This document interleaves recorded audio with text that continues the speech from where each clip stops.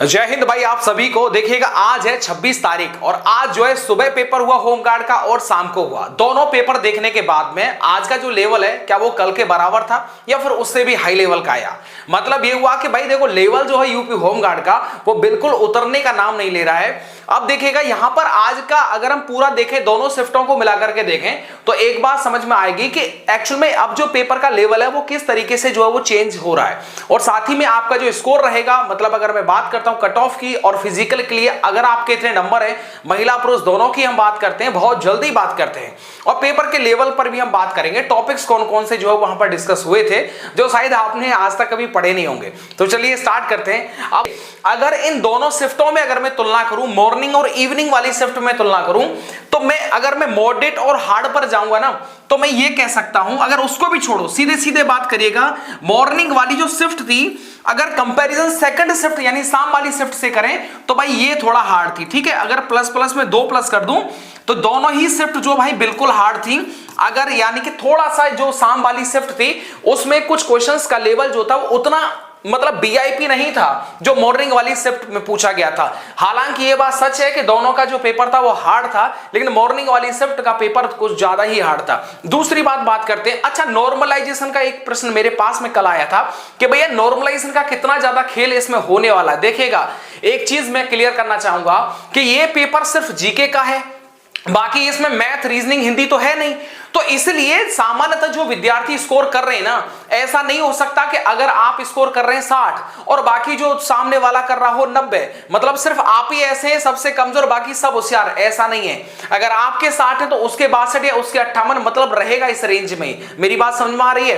तो नॉर्मलाइजेशन का खेल बहुत ज्यादा इसमें आपको देखने को नहीं मिलेगा कि 5-5, 10-10 नंबर जो वो इधर उधर से हो जाए, नहीं भाई, लगभग सभी का बराबर सा स्कोर आता है। दिक्कत ये होता है कि किसी भी शिफ्ट के अंदर अगर कोई पेपर बहुत इजी आता है और उसमें स्कोर हुआ बहुत ज्यादा, तब उसके नंबर कम करके और दूसरी शिफ्टों में बांट दिए जाते हैं। बात आ रहा है समझ में? लेकिन सारी शिफ्टों का पेपर ही लेवल ही सबका एक समान है, तो फिर ज्यादा आप नॉर्मलाइजेशन की उम्मीद नहीं कर सकते। अच्छा जी, इसके बाद हम बात करते हैं यहां पर कि फिजिकल के लिए सेफ स्कोर आपकी दौड़ के लिए जो कितना है।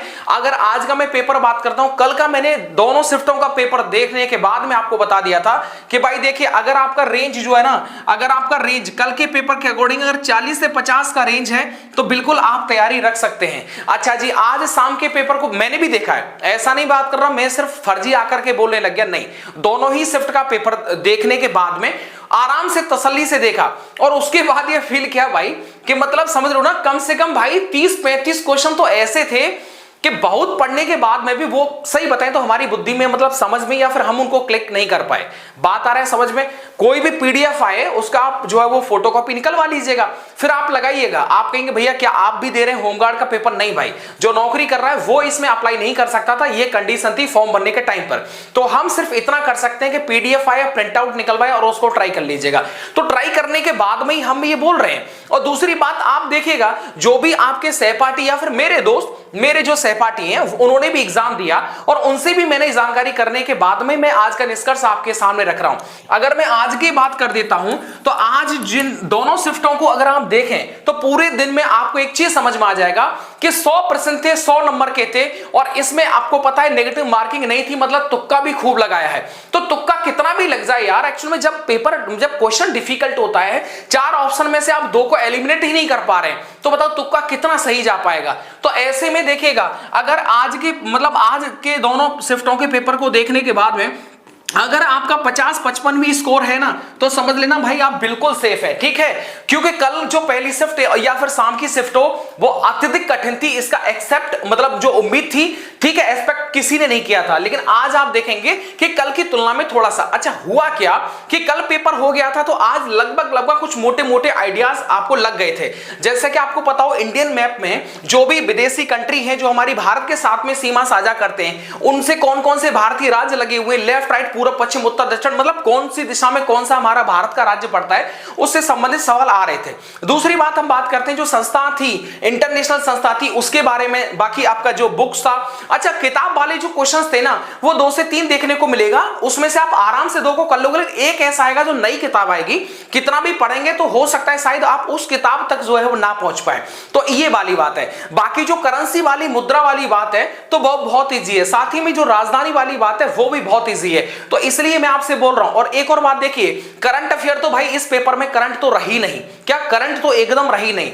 दूसरी बात, क्योंकि करंट अफेयर काफी पुरानी पूछी जा रही है, आप पेपर उठा के देख लीजिएगा, चारों शिफ्टों के 4 पेपर मेरे पास में उसकी फोटोकॉपी है, तो ऐसे में ये क्लियर सी बात है कि करंट अफेयर भाई करंट की नहीं पूछी जा रही है, ये पुरानी पूछी जा रही है, तो ऐसे में थोड़ा सा दिक्कत हो सकता है। दूसरी बात यहीं पर अगर आपका स्कोर इस रेंज में 50 से 55 में है तो बिल्कुल कर सकते हैं, क्योंकि इस वाली शिफ्ट में इतना नॉर्मल स्कोर हुआ है, क्या 50-55 के आसपास जो स्कोर है वो बिल्कुल हुआ है। अब आप कहेंगे कि भैया हमारे तो 65 और हमारे तो 70 नंबर बन गए, बिल्कुल सर आप एकदम जो वो जीनियस हैं, मतलब ऐसा नहीं, किसी भी पेपर कितना भी डिफिकल्ट क्यों ना हो उसमें भी कुछ हजारों विद्यार्थी ऐसे होते हैं जिनका स्कोर जो होता है ना वो अनएक्सपेक्टेड होता है, जो वो वार लाइन होता है उससे भी काफी अच्छे नंबर लेके आते हैं। ये हर पेपर और हर एग्जाम में देखने को मिलता है। तो अगर आपके सामने कोई कमेंट जो है सामने आता है और उसमें बोला जाता है कि मेरे 70 है, तो मान लो मैं देखता हूं कमेंट के अंदर ही जो है झगड़ा चालू हो जाता है कि नहीं भाई तू फेंक रहा है, या फिर तू मेरे सामने आ जा मैं तुझे 10,000 दे दूंगा। यस ना, 1,50,000 की तो भाई साहब बहुत जल्दी जल्दी बात हो रही है, आपने देखा होगा एकदम भाई साहब बताया जा रहा है कि भाई साहब 50,000 रुपए,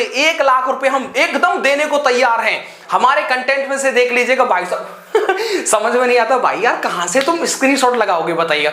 एक प्रश्न देखने के लिए ना आपको 50 वीडियो देखने को पड़ेगा। और दूसरी बात देखिएगा, टीचरों को देखिएगा, बात होता क्या है, मुद्दा क्या है, ये देखिए कि 100 प्रश्न है ना, उसमें से 50-60 जो प्रश्न जिनके बारे में जनरली बात होता है, तो ऐसा नहीं कि सिर्फ वो एक टीचर या एक संस्था ही जो है वो सिर्फ आपको करवाए।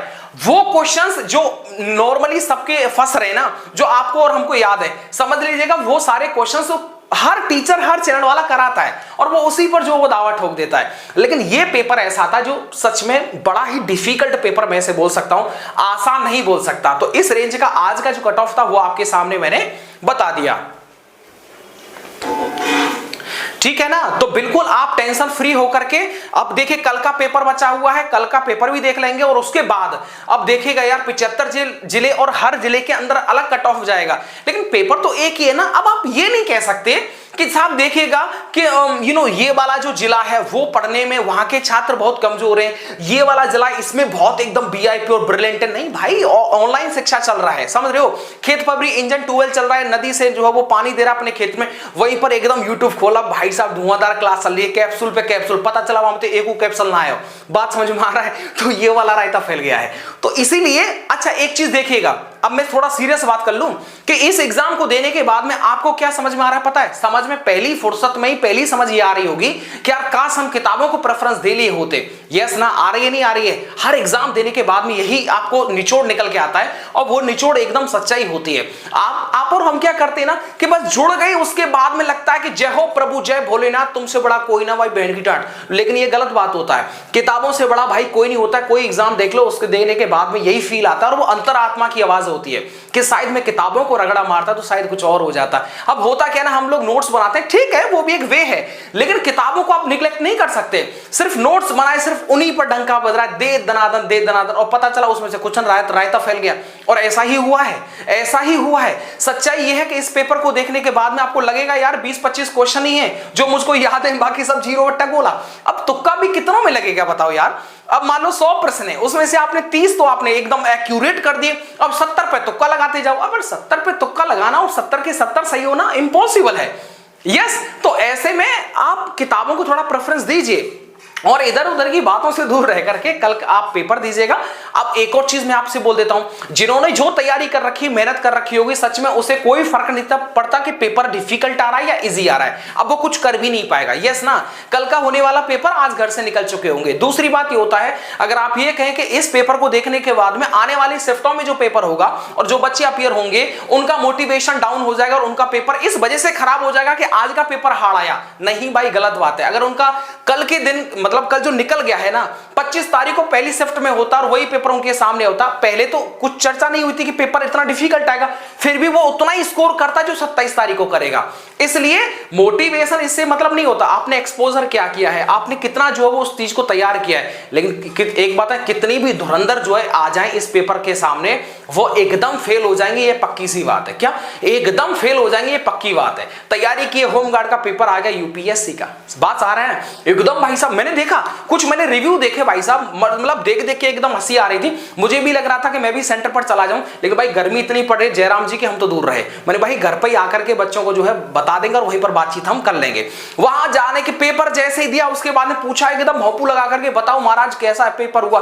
उसने कहा कि कोई दिक्कत नहीं, 80-90 मेरे एकदम सही, बस 10% जिस पर मुझे डाउट है, बाकी 10% डाउट मतलब 90 एकदम सही हो गए। अब एकदम जो है वो मतलब समझ के बड़ी हंसी आ रही थी कि 80% तो ससुरा हम इतना पढ़ते हैं यार, फिर भी 70 से भी गाड़ी ऊपर जाने में समझ लो एकदम पसीना छूट रहा है। मतलब बहुत गाड़ी, कितना भी आपने पढ़ा हो, कितना भी दिक्कत। अब ऐसी चीजें, ऐसी जीके एक अपार संसार है, क्या एकदम भाई साहब समुद्र है। अब उस समुद्र में से आप समझ रहे हो कि जीके का कोई ऐसा कोई कंट्रोल्ड एरिया नहीं है कि आप वहां से पढ़ेंगे बस वही पूछा जाएगा। करंट अफेयर कितना भी पढ़ लीजिएगा, पता चला जितना आपने पढ़ा उसमें से कुछ ना आया। अच्छा दूसरी बात देखिएगा, क्या अब होने वाला जून में यूपी पुलिस कांस्टेबल का पेपर 32,000 वाला, क्या वो भी ऐसा आएगा? नहीं। देखो एक और बात मैं आपको बताता हूं, उसमें आएंगे 38 क्वेश्चन, उसमें रहता है आपका क्या, मैथ, रीजनिंग, हिंदी। अरे वो आपके अगर स्ट्रॉन्ग है ना, तो जीके कितना भी डिफिकल्ट आ जाए फिर भी आप 15 से 20 क्वेश्चन उसमें भी कर लेंगे, आपका स्कोर 240-250 पर चला जाएगा। किस वजह से? मैथ, रीजनिंग, हिंदी की वजह से। तो इसलिए उसमें टेंशन लेने की जरूरत नहीं है। उसमें जीके में से अगर आप 38 में से 10% भी कर लोगे ना, और बाकी आपका मैथ, रीजनिंग और हिंदी भी ठीक है, तब स्कोर 230 और 240 पर चला जाएगा। तो उसकी टेंशन मत लेना इस पेपर को देखने के बाद में। चलिएगा दोस्तों, मिलता हूं आपको नेक्स्ट वीडियो के साथ। कल पूरे दिन सुबह और शाम का पेपर होने के बाद में शाम को जो है हम कल की बात करेंगे, और फिर परसों जो है वो पूरे 3 दिनों के 6 शिफ्ट की बात करेंगे। चलिए अपना ध्यान रखिए, बेस्ट ऑफ लक, शुभकामनाएं। आपका जो पेपर है आने वाला वो अच्छा जाए, और जो होगा वो देखा जाएगा, ठीक है। लेकिन अगर इस रेंज है 50-55 तो भाई कर लीजिए, इतना स्कोर बना हुआ है विद्यार्थियों का आज की डेट में, तो फिर आप टेंशन फ्री हो जाएगा। Thank you.